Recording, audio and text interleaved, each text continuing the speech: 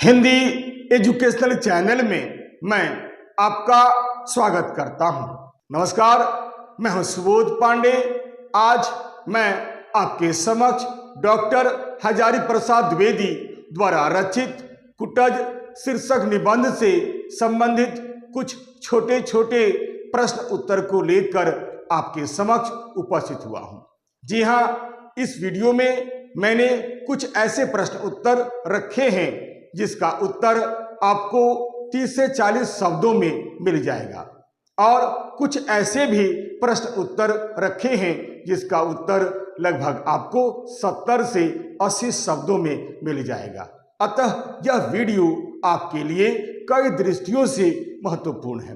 अतः मैं आपसे अनुरोध करता हूं कि आप इस वीडियो को शुरू से लेकर अंत तक जरूर देखने का प्रयास करें। तो चलिए समय नहीं लेते हुए मैं इस वीडियो को शुरू करता हूं। जी हां, सभी प्रश्न अवतरण संबंधी प्रश्न है। डॉक्टर हजारी प्रसाद द्विवेदी द्वारा रचित कुटज शीर्षक निबंध से संबंधित कुछ छोटे छोटे प्रश्न उत्तर।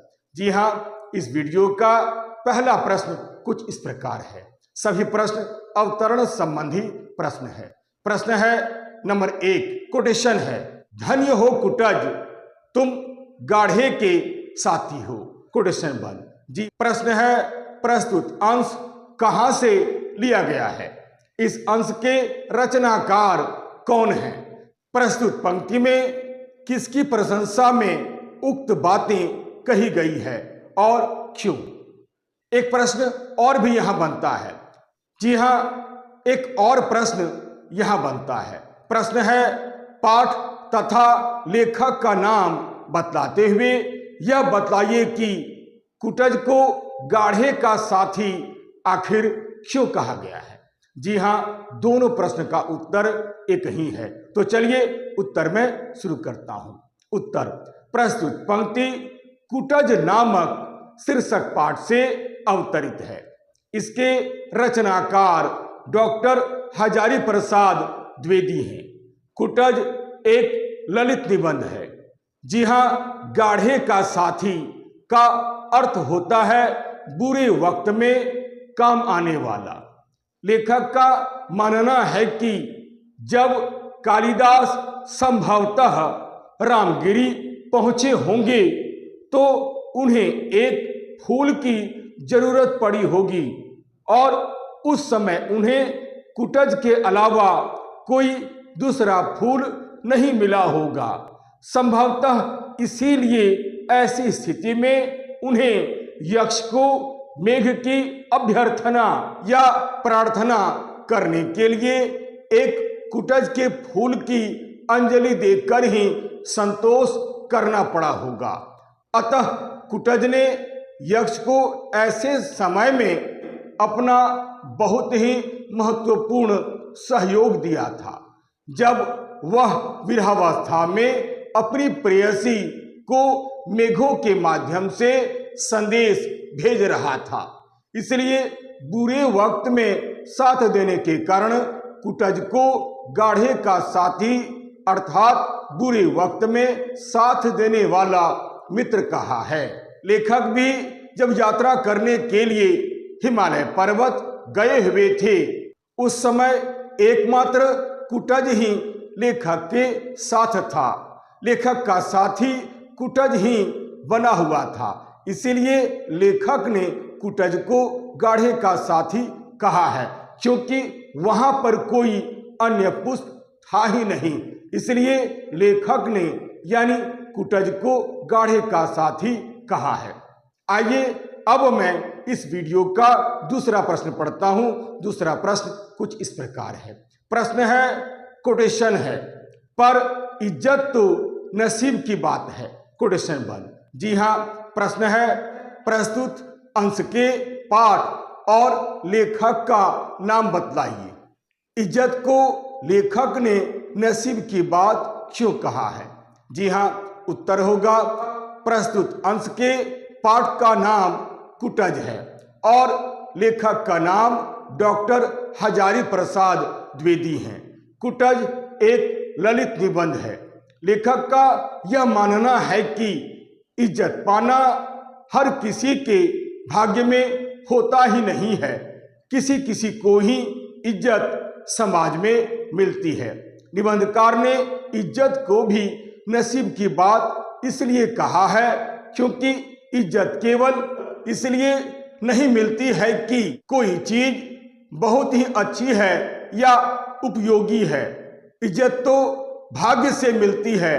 कई बार ऐसा भी होता है कि चीज बहुत अच्छी और उपयोगी होने पर भी उसे बहुत अधिक इज्जत नहीं मिलती है।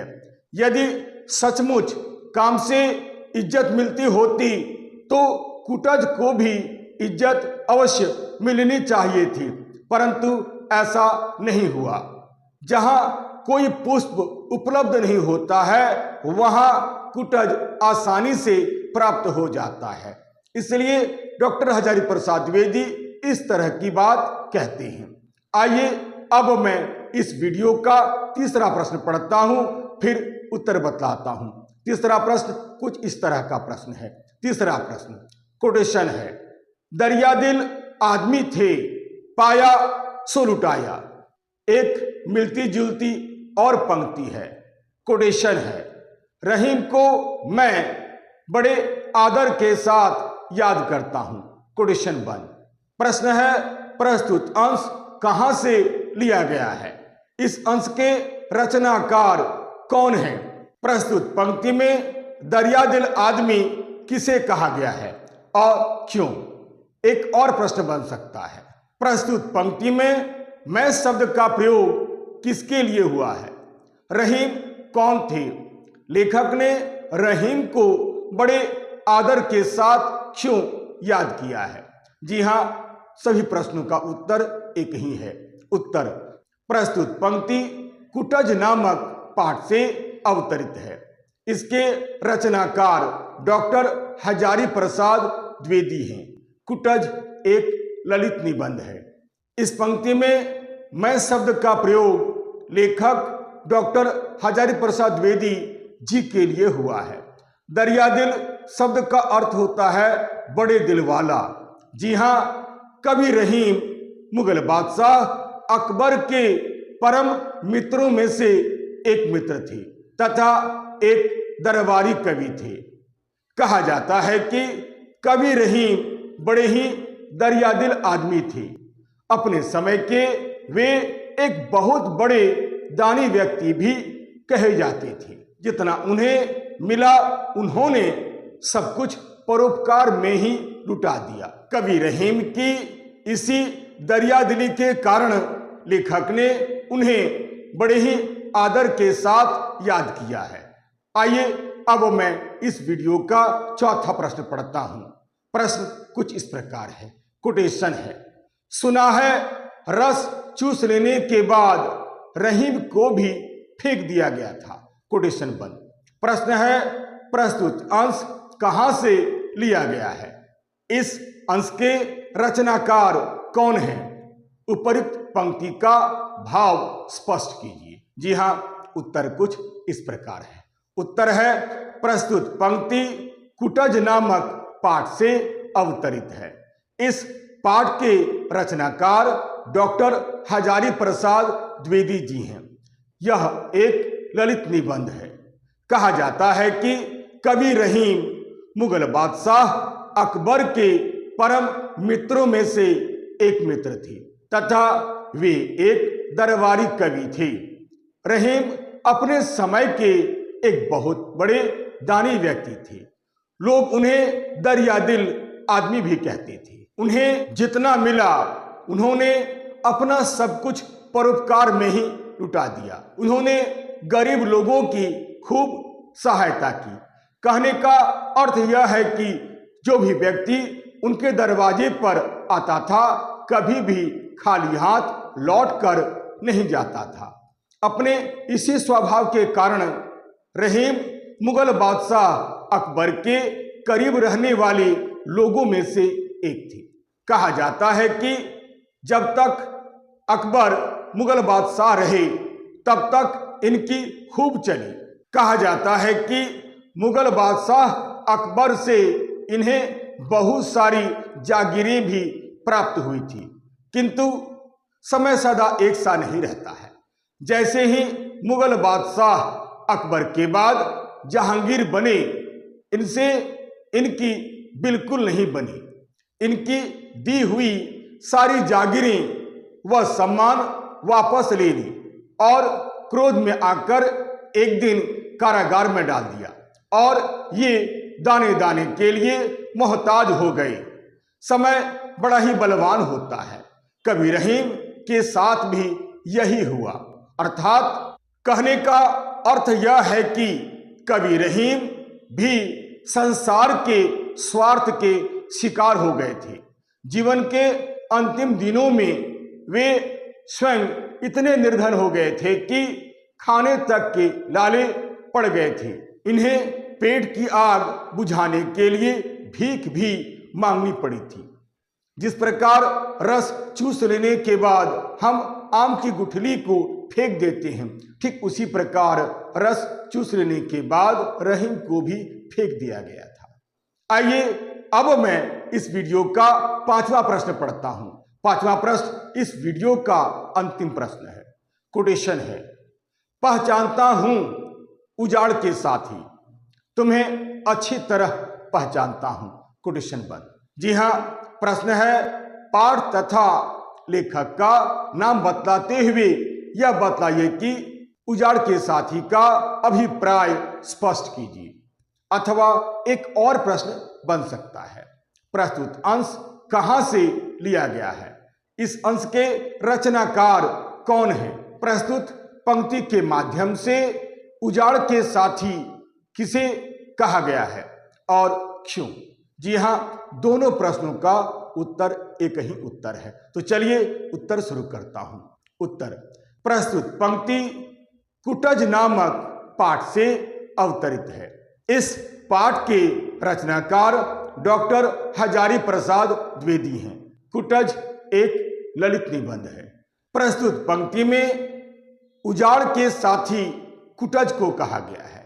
यात्रा के दौरान एक दिन लेखक को एक विशेष प्रकार का पौधा दिखाई देता है, जिसे लेखक कुटज कहकर संबोधित करता है।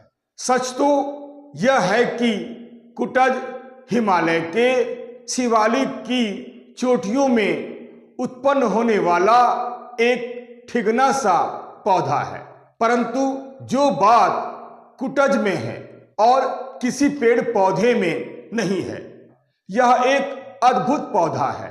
यह पर्वत प्रदेश में सदा मुस्कुराते हुए जीवन जीने वाला पौधा है। अर्थात यहाँ की भूमि अत्यंत ही कठोर है और नीरस है। यह कठोर नीरस भूमि प्रदेश में पैदा होने वाला पौधा है, जहाँ भीषण गर्मी में और भूखे प्यासे रहकर भी यह पौधा सदैव मुस्कुराते हुए दिखलाई देता है और मुस्कुराते हुए जीवन जीता है।